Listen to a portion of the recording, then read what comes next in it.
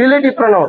এখন আমরা relative pronoun বলতে আসলে কি বুঝি, মনে রাখতে হবে একটা কথা, যে প্রোনাউন নাউন বা প্রোনাউনের পরে বসে উক্ত নাউন বা প্রোনাউনকে কি করে নির্দেশ করে এবং কার মতো কাজ করে, কনজাংশনের নেই। কনজাংশনের কাজ কি দুইটা বাক্যকে যুক্ত করা না? তাহলে রিলেটিভ প্রোনাউনের কাজ হচ্ছে কি দুইটা বাক্যকে যুক্ত করা। কনজাংশনের নেই কাজ করে তাকে আমরা কি বলবো, রিলেটিভ প্রোনাউন বলবো। এবার খেয়াল করে দেখো, রিলেটিভ প্রোনাউন হইতে গেলে সবচেয়ে বড় কন্ডিশন যেটা, সেটা হচ্ছে কি এই যে এটাকে ধরলাম আমরা রিলেটিভ প্রোনাউন, এটাকে ধরলাম রিলেটিভ প্রোনাউন, এটাকে ধরলাম রিলেটিভ প্রোনাউন। রিলেটিভ প্রোনাউন হতে গেলে সবচেয়ে বড় ফিচার যেটা আছে সেটা হচ্ছে তার পূর্বে অবশ্যই অ্যান্টিসিডেন্ট লাগবে। কি লাগবে? অ্যান্টিসিডেন্ট লাগবে। আর আমরা কিছুক্ষণ আগেই পড়লাম অ্যান্টিসিডেন্ট হিসেবে আমরা কাকে পাই বলো? হয় নাউনকে পাবো, নয় প্রোনাউনকে পাবো। আবারও বলছি, রিলেটিভ প্রোনাউন হইতে গেলে কাকে লাগবে বলো? অ্যান্টিসিডেন্ট কে লাগবে। আর অ্যান্টিসিডেন্ট কি হয় সব সময়? নাউন হয় অথবা কি হয়? প্রোনাউন হয়। কোন জিনিস অ্যান্টিসিডেন্ট হতে পারে না? অ্যাডজেক্টিভ কখনো কি হতে পারে না? অ্যান্টিসিডেন্ট হতে পারে না। এর পরবর্তী কথা বলছি যে সেই অ্যান্টিসিডেন্ট অনুসারেই কিন্তু আমাদের কি নির্ধারিত হবে? ভার্ব নির্ধারিত হবে এবং কি নির্ধারিত হবে? পসেসিভ নির্ধারিত হবে। রিলেটিভ প্রোনাউন অনুসারে কখনো কিন্তু ভার্ব এবং পসেসিভ হবে না। তাহলে পসেসিভটা হবে কি অনুসারে বলো? অ্যান্টিসিডেন্ট অনুসারে। দ্যাট মিন্স অ্যান্টিসিডেন্টটা যদি সিঙ্গুলার হয় তাহলে ভার্বটা কেমন হবে? অ্যান্টিসিডেন্টটা যদি প্লুরাল হয় ভার্বটা কেমন হবে? প্লুরাল। বুঝাইতে পারলাম? চলো আমরা তিনটা কোশ্চেন সলভ করবো এখন। বলছে this is the man who has oblique have travelled me. আবার খেয়াল করো যে this is the man who has oblique have travelled me. এখানে হু হচ্ছে রিলেটিভ প্রোনাউন। কিভাবে বুঝলাম? দেখো তার পূর্বে কি আছে? অ্যান্টিসিডেন্ট আছে।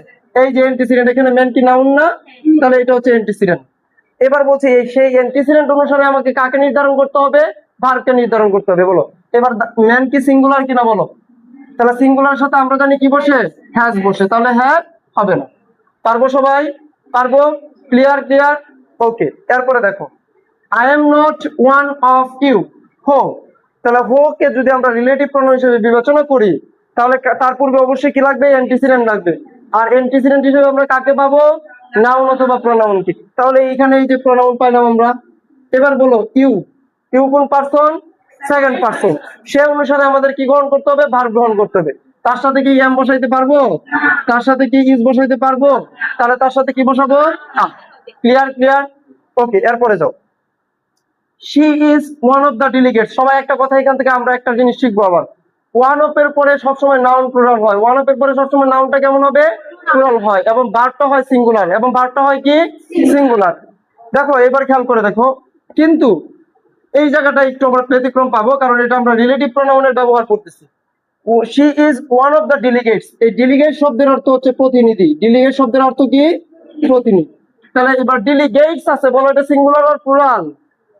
প্লুরাল। তাহলে এবার ভার্বটা আমার কেমন হবে বলো? প্লুরাল হবে। তাহলে she is one of the delegates who. তাহলে এই যে হোকে এখানে রিলেটিভ প্রোনাউন বলতে পারবো তখনই, কারণ কি তার পূর্বে কি আছে বলো? অ্যান্টিসিডেন্ট আছে। আর অ্যান্টিসিডেন্টটা সবসময় অ্যান্টিসিডেন্ট অনুসারে আমাদের কি গ্রহণ করতে হয় বলো? ভার্ব নির্ধারিত হয়। দ্যাট মিন্স অ্যান্টিসিডেন্ট যদি সিঙ্গুলার হয় তাহলে ভার্বটা কেমন হবে? সিঙ্গুলার। এবার ডেলিগেটস কি সিঙ্গুলার নাকি প্লুরাল বলো? প্লুরাল। তাহলে আমরা এখানে কাকে ব্যবহার করব? কে ব্যবহার করব। তাহলে আমরা সামেশনে আসি। চলো, যে রিলেটিভ প্রোনাউন সব সময় কিভাবে বিবেচনা করব আমরা? তার পূর্বে অ্যান্টিসিডেন্ট আছে কিনা। আর এই অ্যান্টিসিডেন্ট অনুসারে আমাদের কাকে গ্রহণ করতে হবে? ভার্বকে গ্রহণ করতে হবে। তাহলে অ্যান্টিসিডেন্ট যদি সিঙ্গুলার হয় ভার্বটা কেমন হবে? সিঙ্গুলার।